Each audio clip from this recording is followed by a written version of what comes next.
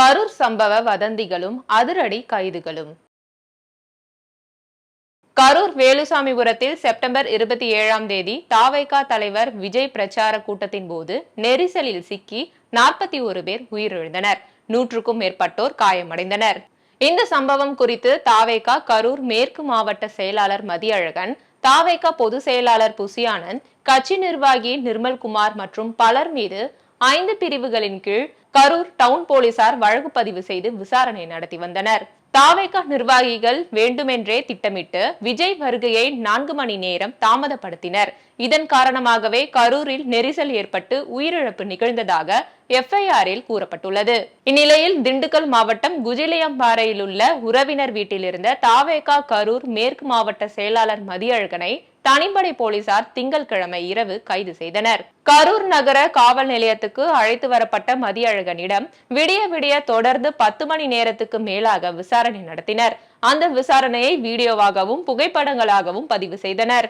இவ்வாறு போலீஸ் விசாரணை ஒருபுறமும், ஓய்வு பெற்ற உயர்நீதிமன்ற நீதிபதி அருணா ஜெகதீசன் தலைமையிலான ஒரு நபர் விசாரணை ஆணையத்தின் விசாரணை மறுபுறமும் நடந்து கொண்டிருக்க, கரூர் கூட்ட நெரிசல் சம்பவம் குறித்து வதந்தி பரப்பியதாக அதிரடி கைது, வழக்கு பதிவு நடவடிக்கைகளை தமிழக காவல்துறை மேற்கொண்டுள்ளது பெரும் பரபரப்பை ஏற்படுத்தியுள்ளது.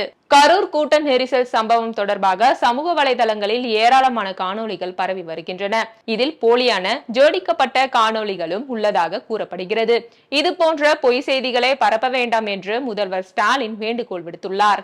இதனிடையே சென்னை காவல் ஆணையர் அருண் ஒரு செய்திக்குறிப்பு வெளியிட்டுள்ளார். அதில் கரூரில் நடைபெற்ற அரசியல் கூட்ட நெரிசல் விபத்து குறித்து யாரும் எவ்வித வதந்தியையும் பரப்ப வேண்டாம். விசாரணை அடிப்படையில் அரசு உரிய நடவடிக்கை எடுத்து வரும் நிலையில் வலைதளங்களில் சிலர் பரப்பும் பொய் செய்திகள் பொதுமக்கள் அமைதிக்கு பங்கம் விளைவிக்கும் வகையில் அமைகிறது.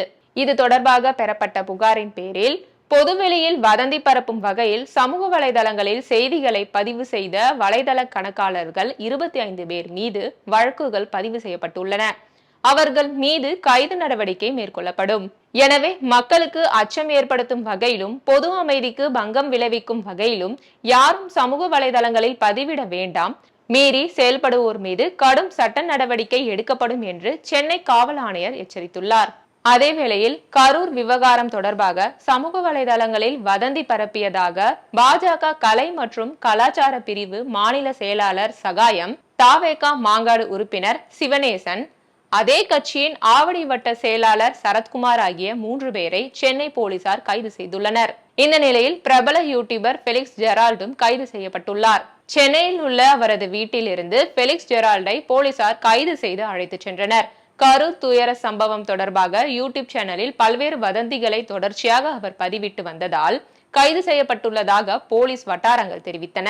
மேலும் கரூர் சம்பவம் தொடர்பான யூடியூப் மற்றும் சோசியல் மீடியா போஸ்டுகளை கண்காணித்து வரும் சைபர் கிரைம் போலீசார் வதந்திகளை பரப்புவோரை அடையாளம் காணும் நடவடிக்கைகளை தொடர்ந்து தீவிரமாக மேற்கொண்டு வருகிறது.